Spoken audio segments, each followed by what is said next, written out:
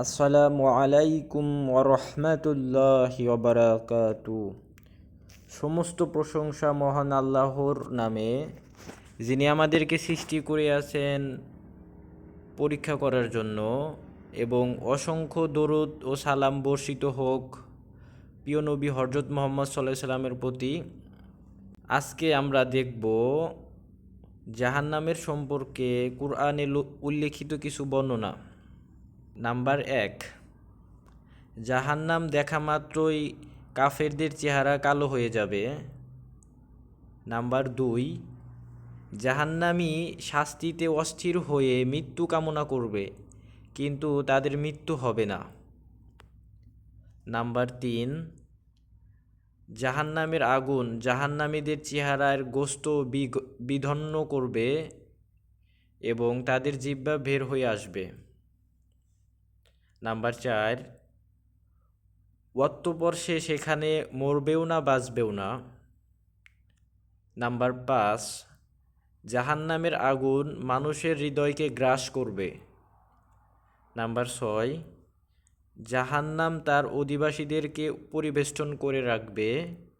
Number 7, জাহান্নামে থাকবে তার অধিবাসীদের আর্তনাদ, ফলে তারা কিছুতেই শুনতে পারবে না। নাম্বার 8, জাহান্নামীদেরকে খাবার হিসাবে দেওয়া হবে কাঁটাদার জাক্কুম বৃক্ষ এবং দুর্গন্ধময় বৃক্ষের খাদ্য। জাহান্নামীদের শরীর থেকে নির্গত রক্ত এবং কাশি ও গরম পানি হবে তাদের পানীয়। জাহান্নামীদেরকে নাম্বার 10, জাহান্নামীদেরকে আগুনের পোশাক পরানো হবে। নাম্বার 11, জাহান্নামীদেরকে হাত ও পা শৃঙ্খলিত করা হবে আর অগ্নি আসন্ন করবে তাদের মুখমণ্ডল। জাহান্নামীদেরকে জন্য থাকবে আগুনের উড়না ও বিছানা। জাহান্নামীদের নাম্বার 11, জাহান্নামীদের জন্য থাকবে আগুনের ছাতি ও আগুনের কার্পেট।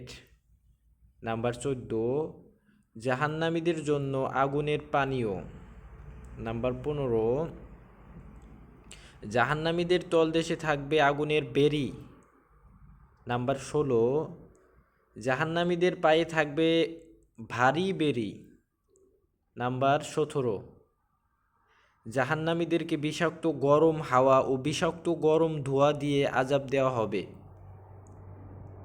নাম্বার 18, জাহান্নামীদেরকে উপর করে টেনে নেওয়া যাওয়া হবে জাহান্নামে।